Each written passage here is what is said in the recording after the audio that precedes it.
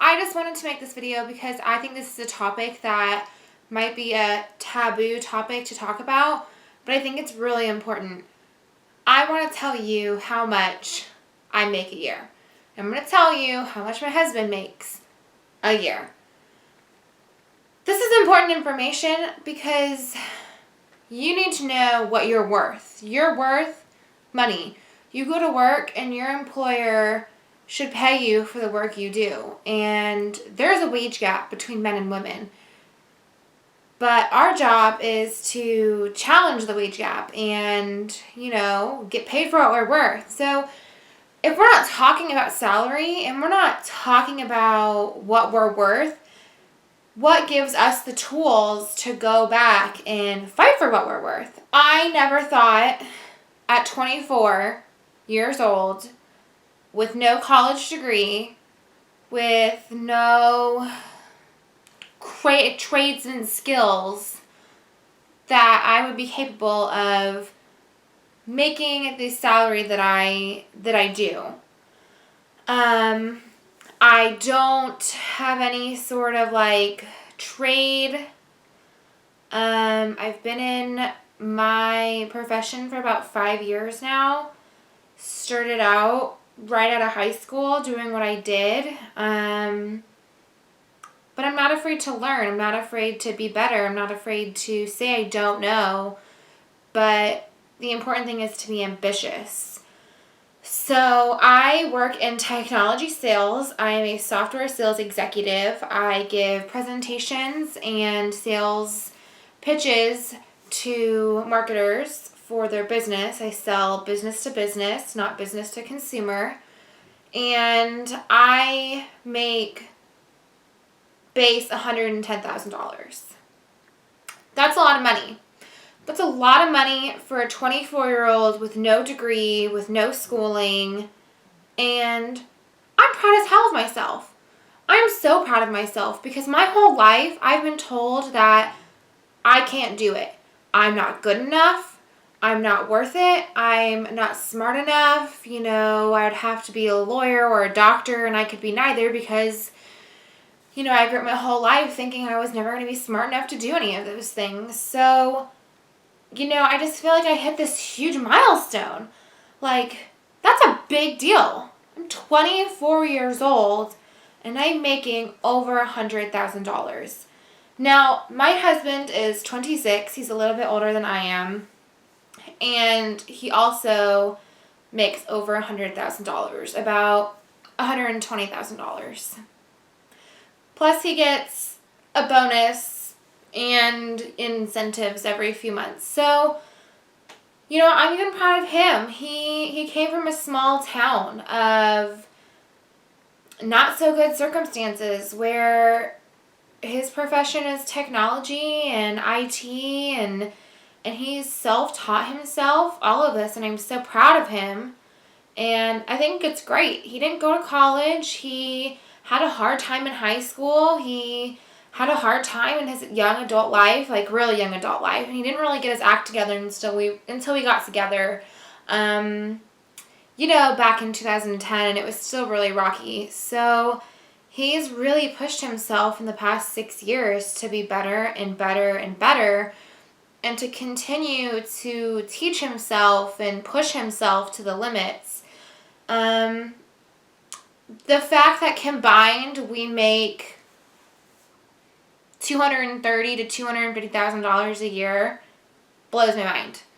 It blows my mind that my house is $250,000 and we basically make the worth of our house in a year. And a year's salary together, we could buy a house, our brand new house. That's mind-blowing to me.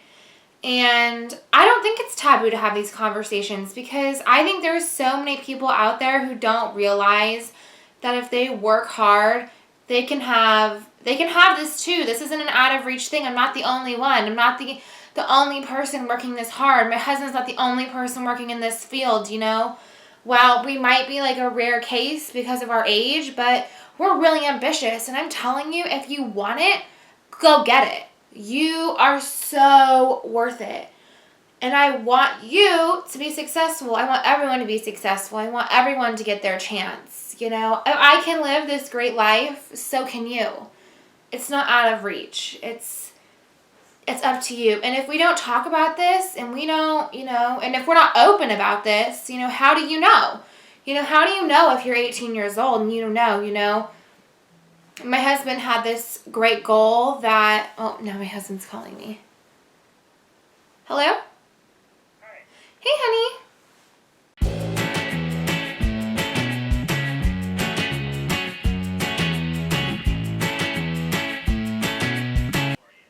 Sure, yeah. I was just going back to filming the video. And then we'll see you when you get home. Okie dokie. Love you too. Bye. Well, that was my husband. And he was telling me about work. He's leaving work right now. And I think the great thing about having, these salary jobs is you get to be an adult. I'm used to working really crappy jobs where you get put on, the schedule book and you work whatever hours, right? Say you work at, a grocery store or, a receptionist office, whatever. You have to be there. I think the great thing about my husband's and my job is that we can come and go as we please because we're adults. We need to do what we need to do. Brandy and I, we're not special. We're not. There's nothing special about us. Like I said, we work really hard. We're really ambitious. If you asked us, our 3 main priorities and goals in life, we're pretty aligned as far as family is number 1. It's really important not only to find an employer who cares about you is going to pay you because they value you as a person and as an employee. I know it's hard when you feel like you're working a dead-end job at a grocery store or a cashier at Taco Bell or something, but keep working. I can't say enough that I have sales experience. I can sell you something. I'm a good salesperson. It's hard for me to be like, oh yeah, I'm a great salesperson, but I am. That's what I'm good at, and I've done sales my whole entire life. Do you know what I know? I know sales and customer service. Do you know what makes me a successful salesperson? Is being customer-centric. Caring about the customer first leads to a good relationship with your customer, which then your customer trusts you into buying. So even if, say you don't work a job and you work your direct marketing, whatever, that is how you're successful. Lead with relationships. That's what makes you successful. You sell yourself and your personality, and the sale is easy after that. I promise you. And you don't even have to be knowledgeable about the product. It's really about selling yourself and being trustworthy and knowing that you're just a good person. People can pick up on the vibe. Your first impression to a customer is so vital. So make sure it's important. My husband had a goal when he was 18 years old that he wanted to work for Microsoft. That's what he wanted to do. He wanted to be a developer at Microsoft. And I don't want to say where he works because he's not as open on social media as I am. I'm like, hey, okay, whatever. But he works for a very, very, very, very, very, very large company that takes very good care of him. But like I said, he had a goal when he was 18 years old that one day he would work for Microsoft. And mostly this is what he wanted. He wanted to make, his goal was to make $100,000 by the time he turned 25. And he grinded and he hustled. But let me tell you, when he was 18, he had an okay job. He made $10, $15 an hour. No big deal. Okay money. For where he was living, he lived in a very small town with a very high unemployment rate.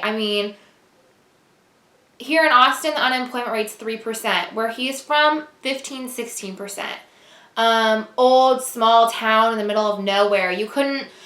It was an hour-long drive to the mall. There was a Walmart and a grocery store and a few little boutique stores here and there, and that was it. Population 30,000. Super small town. But he had a goal. He said, one day I'm going to work in technology. I'm going to work at Microsoft. I'm going to make $100,000 by 25. And when I met him, he was working in a call center. And he made, I think, like $10, $12 an hour. And by the way, where he's from in Oregon, the minimum wage was like $10. I mean, so he wasn't making it, like, it wasn't like minimum wage was $7 and he was making $10. He was basically making minimum wage. And he worked the call center life, and that's what a lot of people did in that town. And then eventually he got so sick and tired of his job, he just stopped showing up. And then he was unemployed. And here he is, 20 years old, homeless. No job, no driver's license, no car, nothing. He had nothing.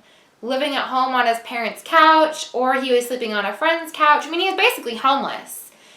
And he just lost the drive and the passion, and he didn't think he was capable of doing more. He had lost all his ambition.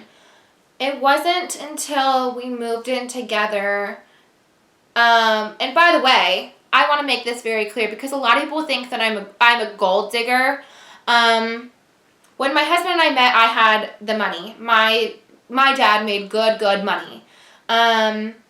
He basically gave me a credit card that I could spend. It had about a $3,000 limit, and that was my allowance. I had a $3,000 allowance. But I was required when I was 16, if I wanted to have a car, I had to have a job. So I drove a $200 car, and I worked 30 hours a week on top of going to school, and I worked my butt off. I pushed carts at a grocery store. I worked at Wendy's legitimately flipping burgers, fries, cashier. I mean, I basically ran the whole thing. And then I graduated a year early. I've always been really, really ambitious. And if you told me it takes 4 years to graduate high school, I'll do it in 3. And that was my mentality. I wanted to be better than everybody else. I don't know why. It's just some sort of ambitious feeling inside of me that I can do better. I can be better. I don't know. It's a competitive thing, and that's what works for me in sales, because sales is so competitive. You have to be the best in sales to be successful, and that's how I felt. So when I graduated a year early out of high school, I worked a sales job. It was 100% commission. I made $0 an hour. If I didn't bring home a sale that day, I was not going to get paid. So it was a lot of grind. Grind. Sell, grind, sell. Rejection, I don't want to talk to you. I hate you. Go die. Okay, have a nice day. Click, pick up the phone, start over. You deal with rejection. And that's the hardest thing about your career, is that you're going to deal with rejection, and it's part of life. And I still struggle with rejection all the time, but you have to just overcome it. And it was hard for me, but I dealt with it. I did it. I overcame it. So fast forward, Randy and I move in together about 2 weeks after I turn 18. He's turning 21, and I get accepted into the Certified Nursing Assistants class. Basically, they train you, and then they tell you that you have to work for us for 6 months because we paid for your training. So I worked as a CNA, a Certified Nursing Assistant in a nursing home, and in hospice, by the way. I loved what I did. It was very fulfilling, but it was very hard to watch people die. The money was okay. I was making $14 an hour at 18, which isn't bad. Not only was I a CNA, I also still worked at Wendy's. So I was working 70, 80 hours, on my feet. It wasn't like a desk job where you work, overtime hours on your computer. On my feet, I'm working these 12-hour shifts, as a CNA, and then I'm going and working 6 hours, in the fast food industry. So really, really tired. But, I like I said, I've always been ambitious. But Randy and I decided to move to California. We moved to a city about 45 minutes out of San Francisco, and I didn't want to go. I kicked and screamed all the way there. He decided he was going to go first, and I was going to hang back in Oregon and wait and see how things went, because I didn't think they were going to go well. So I was like, well, we'll just see how that goes. And he got his first job. His first big tech job. He was a data center administrator, and he just basically I don't know this technical stuff, so sorry. Turned on and off servers and like rebooted them and like ran tests as to why they were not working or not performing. I don't know. And that first job, he made $60,000. We lived in San Francisco. It's not cheap to live in San Francisco. We had an apartment that was $1,800 a month, a 1-bedroom, 1-bath, 600 square foot. I mean, and it was considered like a luxury apartment because it had air conditioning and a washer and dryer. But I'm sorry, I have to have a washer and dryer and air conditioning. There's just, no, I don't care. I don't care if you tell me it doesn't get hot. I don't believe you. It always gets hot in the summer. So we did that for about a year. He took a transfer with the same company to San Antonio, Texas, where he was a, systems administrator, support technician, whatever, where he actually dealt with the customers and the clients who had servers and helped explain troubleshooting issues. And he actually took I think a pay decrease. I believe he took a pay decrease for this. So he went from making $60K to $50K. But San Antonio is much cheaper. Much cheaper. So he was there for a while, maybe not very long, 3 months maybe. And then he got recruited for a job in Austin.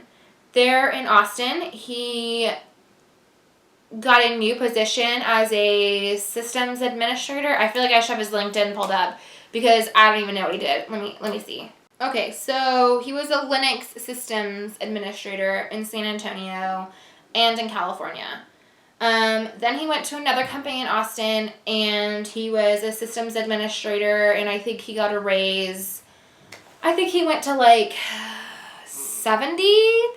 I think he went to 70,000. And it was a good company to work for. It was just lots of long hours. He had on-call hours, so, working a lot of nights, even after he'd get home from work and weekends, and it was just a lot. He was missing out on a lot.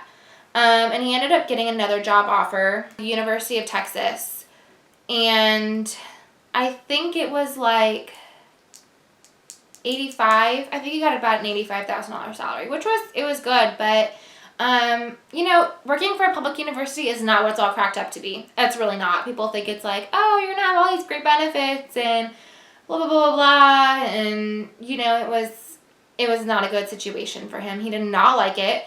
He had to park a mile away from his building and walk from his car. He had to pay for parking, walk to and from his car to his building every day about a mile. And I mean, no.